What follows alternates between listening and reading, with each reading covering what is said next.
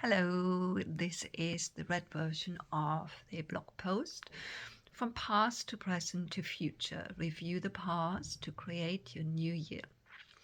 Yes, it's a time of the year for reflection. Of course, it doesn't matter when we reflect. Still, the nature of the new year, just being around the corner, is bringing something to an end and something new to begin.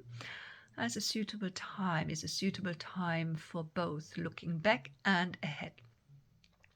Yoga is a mental discipline that aims to bring our mind back into a state of peace, balance, and harmony.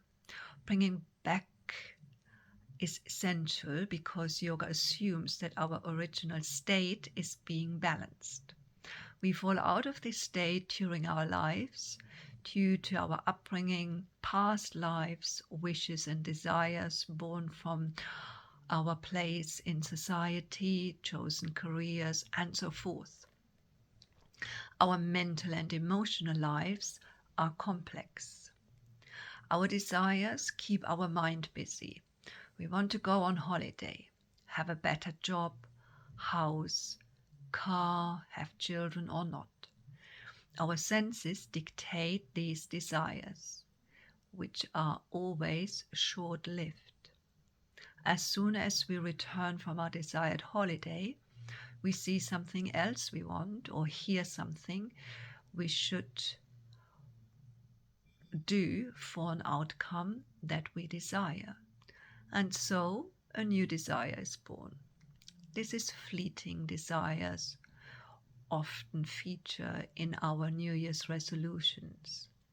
The ones last from January 1st to 15th or 20th the most. We adopt a new regime full steam, and after a couple of weeks we run out of steam, and that's it. But there's another way. When I started to practice yoga nearly 30 years ago, I was introduced to the yoga intentions or Sankalpa. Sankalpa is the Sanskrit word that combines the word sun, which indicates a connection to the higher truth, and kalpa is a sacred vow. This technique connects us to our wishes, relating to our higher truth, the purpose of our lives, and why we are here. It can bring profound personal transformation. Our purpose results from our past lives and what has stayed unfulfilled, or actions that brought us into trouble. Our deep-seated wishes and dreams connect us to our higher truth. Being able to quieten our minds and breathe deeply helps us to look behind its daily chitter-chatter, enabling us to look deeper into the roots of our desires. Often, wanting something like a new house or car, for instance, expresses a feeling of not being enough the way we are. Health-related regimes that we feel the need to adopt can express a more profound desire to live healthier and more in tune with nature. Understanding the why behind superficial desires gives them a different meaning, which we can phrase differently, creating a different energy or vibration. A sankalpa is a sentence formulated as if it has already happened, already being manifested. We repeat this short, concise, positive phrase for a minute daily. The power of this sentence highlights areas in our lives that we need to work on. So instead of browsing estate agents' websites for a new dream home, we learn to love and accept ourselves more.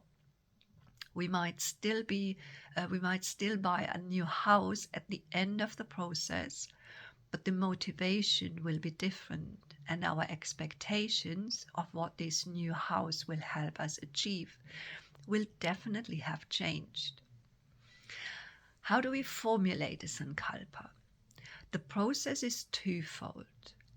Our past actions inform our future ones. In this instant, by looking at how the year has worked out for us, we can see what doesn't serve us any longer. Activities, former friendships, jobs, for example, and who or what helped us along. This process highlights what needs to happen to reach our goal and what keeps us from it. Then we need to look ahead and check in again with our highest truth and formulate a new Sankalpa if necessary. The final goal might remain the same for us, but the milestones on the way, they do change. Like in every process, we need to work at the level that we are at, not the one we want to be at. Then, at our pace, we move towards our goal. Our final goal might be significant, so we need to grow slowly and steadily. If you want to give it a go, practice a few minutes of yoga like cat and cow, downward facing dog, a seated twist, or some warrior poses. Salute to the sun. Lie down and practice deep belly breathing for a few minutes, or sitting with alternate nostril breathing. Have a pen and paper ready. Take any seated position and sit tall. Close your eyes and focus on your breathing. Start to listen to whatever comes up, a thought, a feeling in your body, an image, a color. Repeat the process until you notice repetition. Write everything down. Look at your notes and ask yourselves what they mean. What association surfaces with that feeling? Keep asking why until you have the primary feeling, which is a simple one.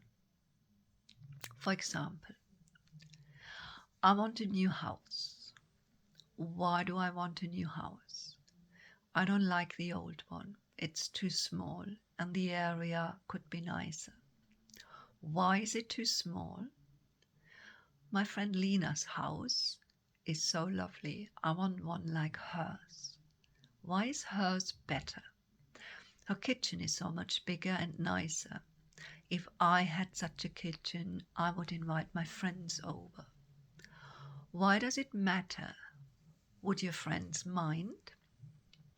Probably not, but I would feel better. Why does your situation make you feel bad? I grew up in a small house and always felt ashamed. Why? I don't feel enough to be liked the way I am. The Sankalpa could be, I am enough.